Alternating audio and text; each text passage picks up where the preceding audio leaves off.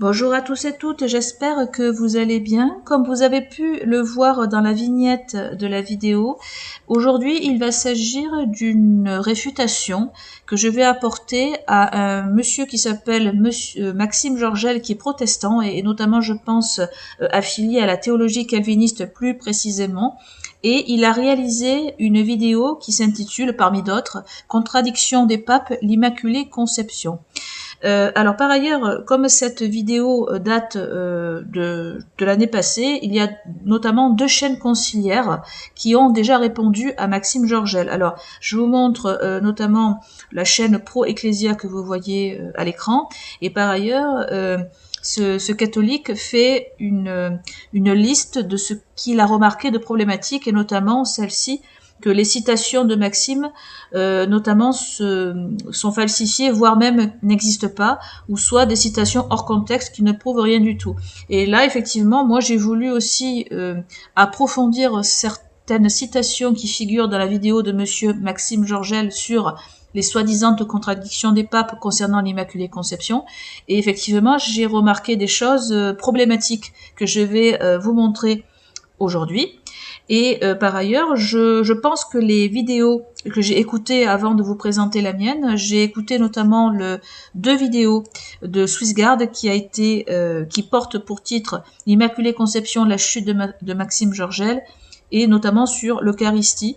Et j'avoue que même si on va se focaliser sur l'Immaculée Conception, sur cette question précise, je ne puis m'empêcher justement de vous faire écouter un petit extrait de ce que dit notamment son symbole ou... Excusez-moi, la vidéo est partie tout seul. Donc je vais juste vous afficher un petit extrait du catholique conciliaire Swissguard concernant une réponse qu'il fait par rapport à l'Eucharistie. C'est parti. Ou seulement le pain, il l'a fractionné et son corps est resté présent. Non. En toi, notre Seigneur fit fraction de son corps. Enseignement des pères de l'Église. J'aimerais montrer dans un premier temps que les pères croyaient à la présence réelle du Christ, et puis montrer que les pères ne croyaient pas à la transsubstantiation. Mais avant cela, une dernière remarque. Admettons que la transsubstantiation soit vraie. Même si elle était vraie, finalement, ce n'est pas le fait de manger corporellement le Christ qui sert à quelque chose pour la vie éternelle. C'est la foi qui compte. Donc là, j'espère que vous avez entendu comme moi ce que Maxime vient de dire, c'est-à-dire que l'efficacité du sacrement dépend de notre prière, donc notre prédisposition à recevoir ce sacrement. C'est-à-dire que ce n'est pas le sacrement en soi qui agit, mais notre réponse par la foi à Dieu ou peu importe. Ça, c'est très problématique. Les saints, les vainqueurs, martyrs, ils sont morts. Voilà, je vais m'arrêter là pour que la vidéo ne soit pas trop longue, mais en gros, donc le catholique conciliaire Swissguard répond, cite des sources notamment de pères de l'Église où il croyait déjà notamment à la transsubstantiation et à la présence réelle du Christ. Donc voilà, donc déjà c'était une réfutation je pense assez facile à démontrer, hein.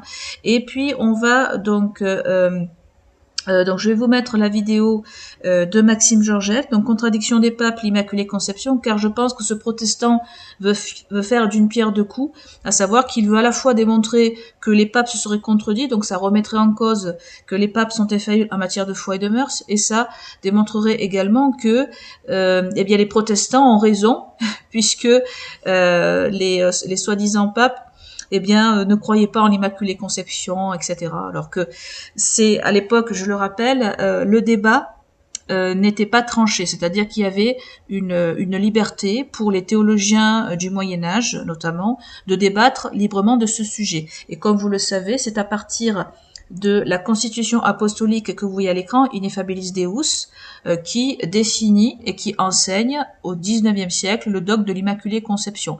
Mais cependant, le pape Pie IX n'est pas parti de rien, hein, puisque dans la tradition catholique, vous avez autant des positions opposées à l'Immaculée Conception, autant des positions favorables.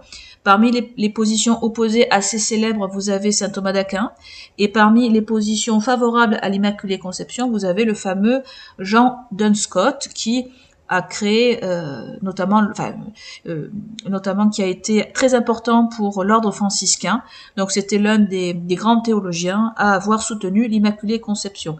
Donc selon par rapport à Maxime Georgel, je reviens à lui, il va surtout se focaliser sur ceux qui justement défendaient l'opposé, défendaient le fait que la Vierge n'était pas Immaculée Conception. Donc il va prendre les opposants et il va sciemment ne pas montrer je dirais les contenus favorables, les avis favorables. Donc on va voir, il va citer notamment le pape Clément VI et on va voir les arguments qu'il va donner. C'est parti. Un autre pape, encore un autre, Clément VI, qui lui est décédé en 1352. Citation très intéressante, il dit « Il semble que cette conception de la Vierge ne doive pas être célébrée.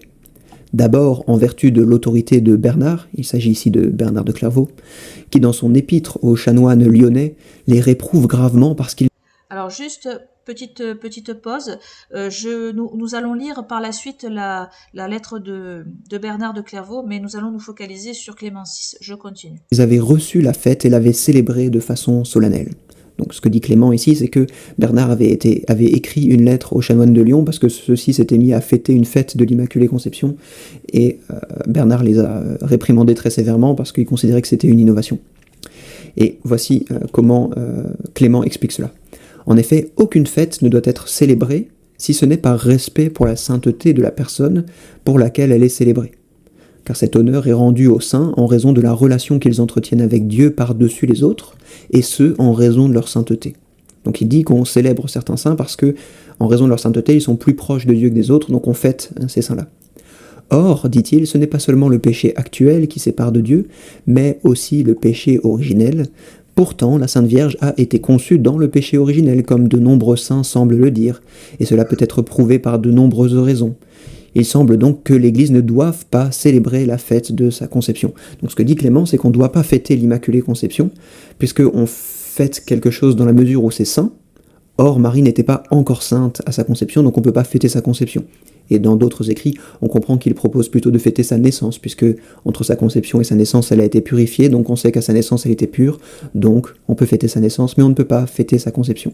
Alors, d'après Monsieur Maxime Georgel, c'est très clair. Il attribue à Clément VI le fait que lui-même, c'est sa position, eh bien, ne veut pas fêter, n'est pas favorable à fêter la conception, la fête de la conception. Alors, moi, j'ai trouvé dans le dictionnaire de théologie catholique, de plus, c'est quand même assez cocasse puisque la chaîne, notamment du conciliaire pro-ecclésiaque, vous voyez à l'écran, a cité des parties de ce fameux dictionnaire de théologie catholique où il replace assez bien, je pense, les citations dans leur contexte. Et là, je pense que c'est un peu le même procédé avec Clément VI, puisque je vais vous faire lire une partie que j'ai découvert. Donc, je reprends vraiment l'écrit qu'a cité Monsieur Maxime Georgel, à savoir le sermon pour le second dimanche de l'Avent. Donc, je vous lis, hein. Alors, citation, ouvrez les guillemets, dans un sermon pour le second dimanche de l'Avent, où il traite de la fête de la Conception, Clément VI, ou celui qui porta ce titre plus tard, parle incidemment de la controverse. Donc déjà, c'est une controverse, hein. Et comme je vous l'ai dit en début de vidéo, à l'époque de Clément VI, la controverse était ouverte, elle n'était pas tranchée. Voilà. Il pose d'abord comme chose claire que la bienheureuse Vierge a contracté le péché originel en sa cause, ayant conçu comme les autres descendants d'Adam. Donc contraxis peccatum originale in causa, in gratio est, qua fiut ex concubini viri et mulieris concepta, mais qu'elle est contractée réellement, in forma, ou qu'elle en ait été préservée par la puissance divine, c'est un point où les docteurs diffèrent de sentiment. Vous voyez, donc c'est ce que je vous ai dit. L'orateur ne veut pas s'engager dans cette dispute. Il le veut d'autant moins que dans la circonstance, il se propose uniquement d'établir que, même dans le cas où la mère de Dieu aurait été conçue dans le péché, on pourrait encore raisonnablement célébrer sa conception. Certaines expressions sembleraient bien supposer une adhésion positive à l'opinion défavorable au privilège, mais la valeur d'opposition réelle qu'elle pourrait avoir devient hypothétique en face de correctifs tels que celui-ci. Donc les correctifs, ce sont des formules latines où justement l'orateur qui est donc Clément VI, tempère un peu le fait que la Vierge ne serait pas Immaculée Conception.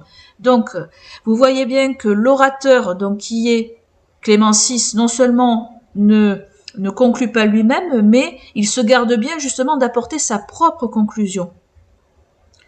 Et donc, du coup, il est même pas opposé. Donc, en fait, Maxime Georgel dit l'inverse, c'est-à-dire qu'il dit dans sa vidéo que en fait, Clément VI serait opposé à l'idée de fêter la Conception, ce qui est l'inverse de ce que je vous ai lu, et de surcroît, Clément VI cite des controverses, mais il se garde bien de trancher. Donc, c'est quand même problématique. Je continue. Ah, et oui, excusez-moi. Je vais revenir également à la citation donc de la fameuse lettre de Bernard de Clairvaux. Alors, je vous montre ma source. C'est cette source, enfin la lettre de Bernard de Clairvaux qui s'opposait, Saint Bernard de Clairvaux qui s'opposait à l'idée de fêter une fête de la Conception à l'époque, au Moyen-Âge. Cette lettre est reproduite dans le dossier de presse du colloque qui a pour titre l'Immaculée Conception de la Vierge, histoire et représentation figurée du Moyen-Âge à la Contre-Réforme, et notamment cela provient de l'Institut national de l'histoire de l'art de Paris. Voilà. Donc on va lire un extrait. En tout cas, voici la lettre. Donc je l'ai lu en entier avant de vous présenter cette vidéo. Et comme vous pouvez le voir, c'est bien la lettre que Saint Bernard adresse aux chanoines de Lyon. Et comme vous avez pu l'entendre dans la vidéo de Maxime Georgel, il cite comme raison que Saint Bernard de Clairvaux se serait opposé à l'idée de fêter la Conception de la Vierge parce que c'était une innovation. Alors non, alors que si vous lisez bien toute la lettre en entier, donc vous avez à gauche, vous avez la lettre originale en latin et puis la traduction en français dans la colonne de droite.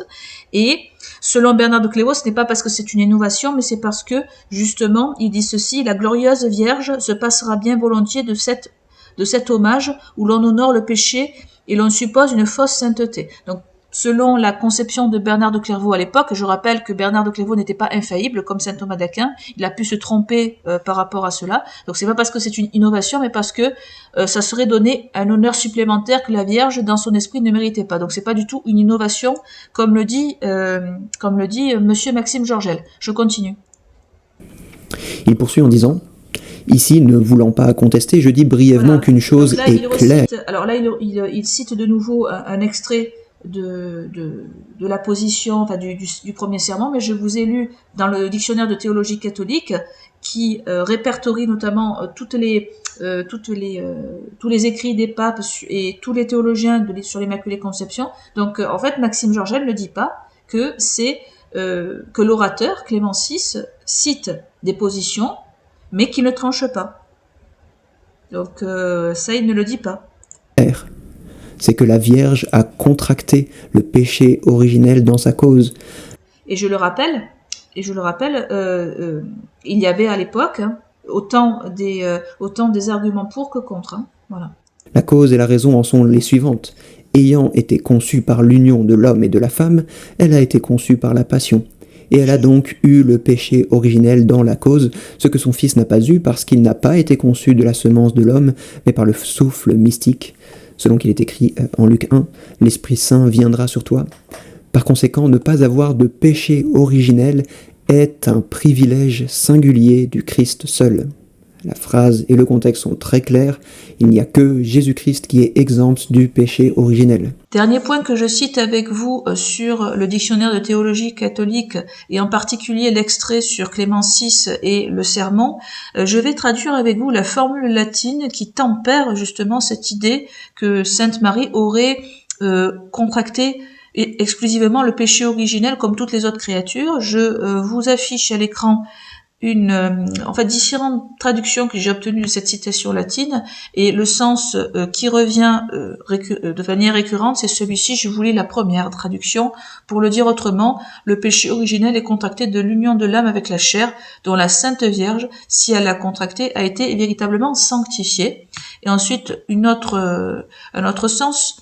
sur ChatGPT, à dire autre chose. De l'union de l'âme avec la chair découle le péché originel, dont la bienheureuse Vierge, si elle a contracté, a été immédiatement sanctifiée. Donc il y a un processus qui permet à Sainte Marie d'en être sanctifiée, préservée.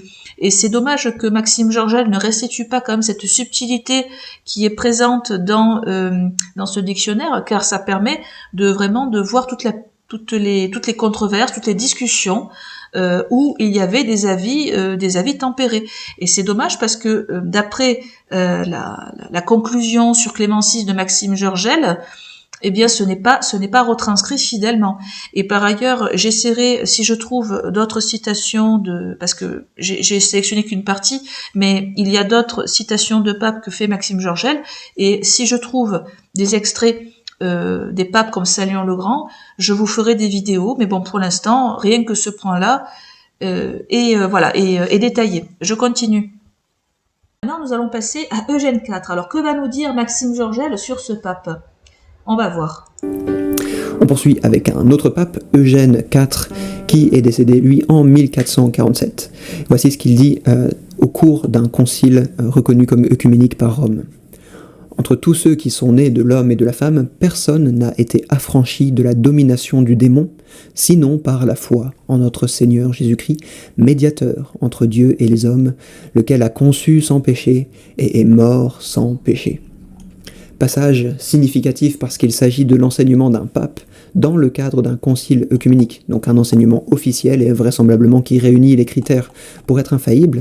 Et ce concile déclare donc que personne parmi ceux qui sont nés de l'homme et de la femme, donc Jésus est exempté ici, mais pas Marie, personne n'a été affranchi de la domination du démon, si ce n'est par la foi en Jésus-Christ.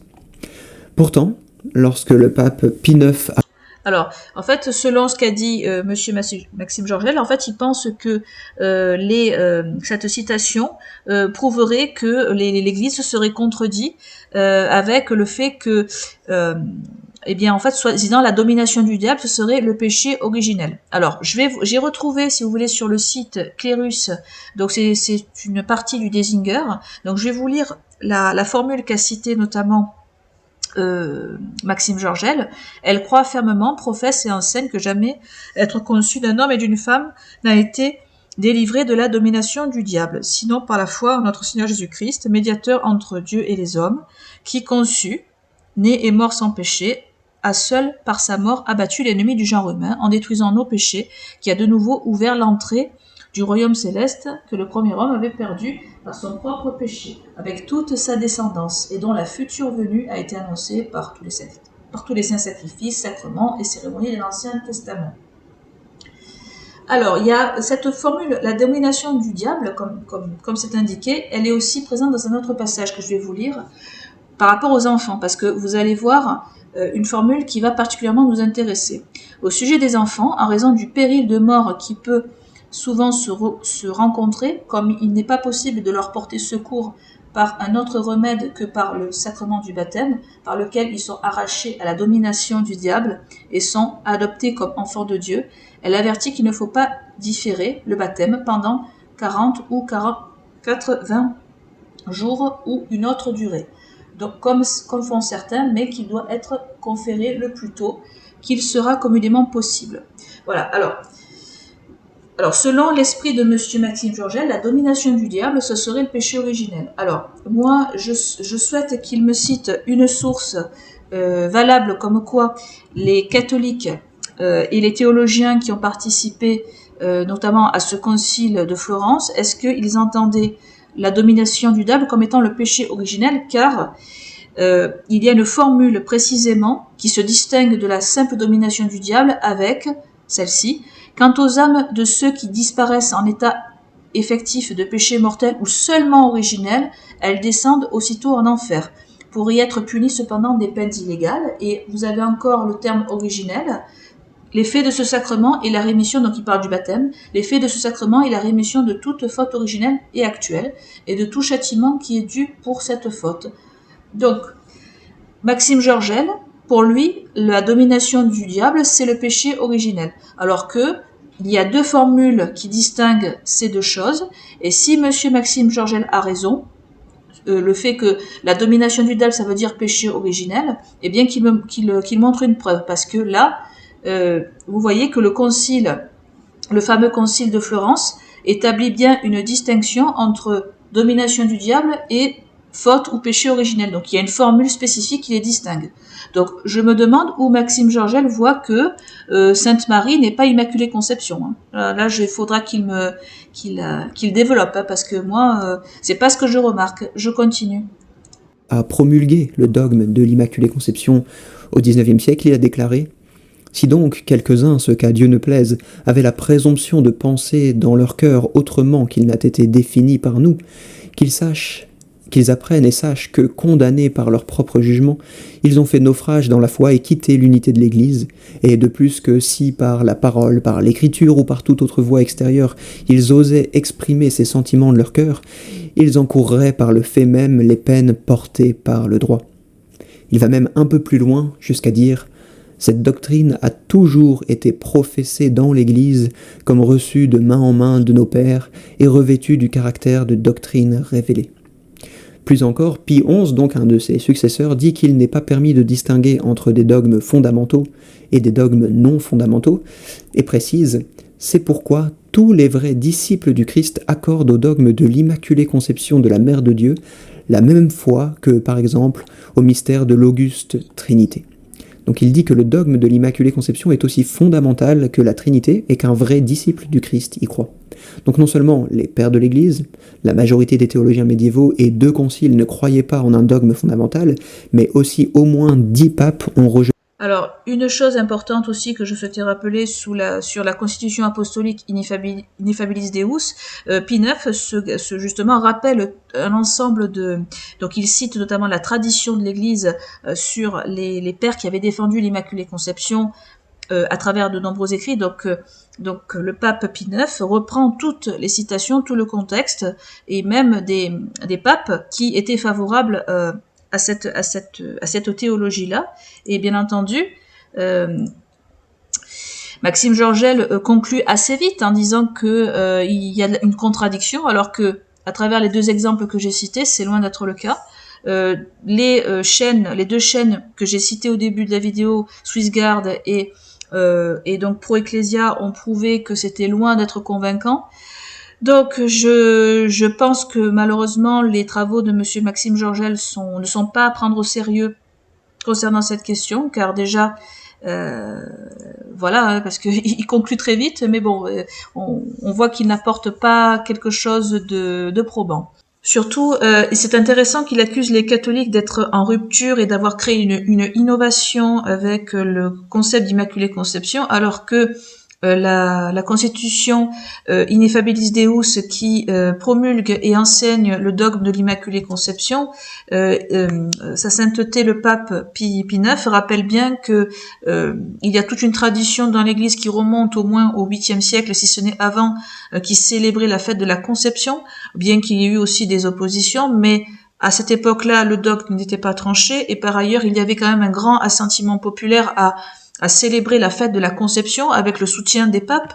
Et par ailleurs, lorsque Maxime Georgel, ça c'est quand même un comble, dit que nous sommes en rupture et en innovation, je rappelle que, comme l'a déclaré le conciliaire SwissGuard, eh bien, justement, les tout premiers pères de l'Église étaient favorables à la transsubstantiation et au fait que le corps du Christ soit matériellement présent dans l'hostie. Et par ailleurs, la confession de Westminster, dont je vais vous montrer, attendez, je vais la taper, on va la voir, de Westminster, hop, voilà, je l'avais ici.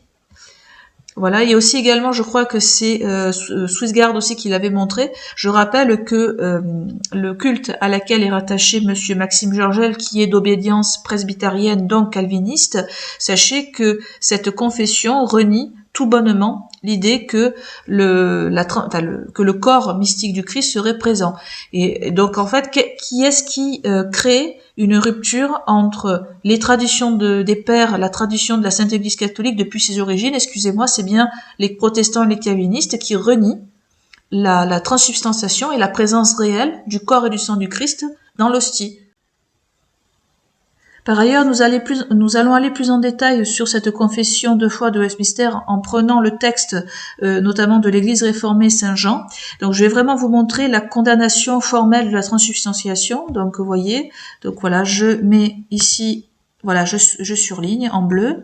Donc je vous lis, citation, la doctrine communément appelée transsubstantiation qui soutient qu'il y a un changement de la substance du pain et du vin en la substance du corps et du sang de Christ par la consécration d'un prêtre ou par quelque autre moyen ne répugne pas seulement à la seule écriture mais aussi au sens commun et à la raison. Elle renverse la nature du sacrement et a été et demeure la cause de multiples superstitions et même de grossière idolâtrie. Donc c'est clair, la confession de foi de Westminster condamne bien la transsubstantiation, etc. Voilà, je tenais à le montrer pour que ce soit clair. Je ne parle pas du sacerdoce universel, bon, notamment théorisé par Luther, mais Calvin, lui, est beaucoup plus nuancé, bien qu'il ne remette pas en cause l'idée du sacerdoce universel. Et le sacerdoce universel, c'est le fait que tout chrétien soit un prêtre, alors que non, dans la hiérarchie de l'Église, il y a toujours eu une distinction entre les prêtres et les laïcs. Donc voilà, depuis Saint Pierre en lui-même. Donc l'Église a toujours fait la distinction entre une personne consacrée, donc un prêtre, un membre du clergé, et un simple laïc. Et justement, le sacerdoce universel, cela vient particulièrement de la Réforme également. Donc une nouvelle rupture avec la tradition de l'Église.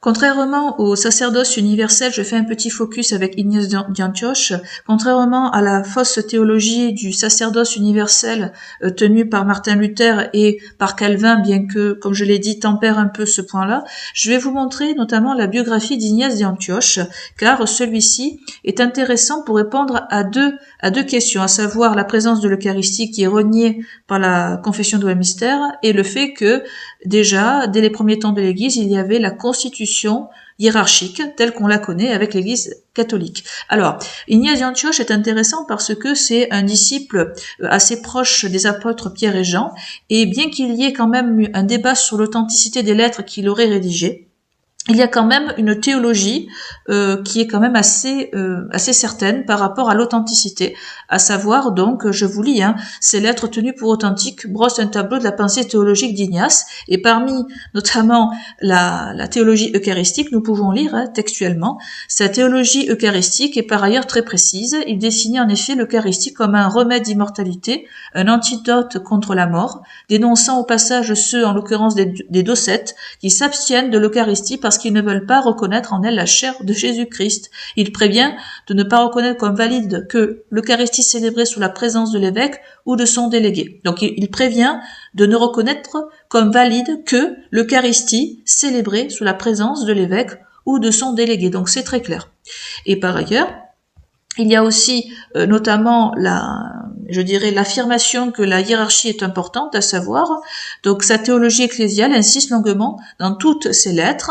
Voilà, donc il y a toutes les énumérations sur l'importance de l'évêque qui occupe la place de Dieu dans l'église locale, entouré de ses prêtres et de ses diacres, qui président l'Eucharistie et gouvernent son église.